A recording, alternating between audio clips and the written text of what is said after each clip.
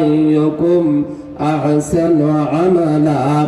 وهو العزيز الغفور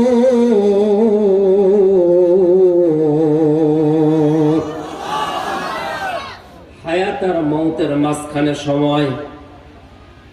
আইয়ুকুম আহসানু আমালা ভালো কাজ কে করে আসবা ওইটা আমি দেখব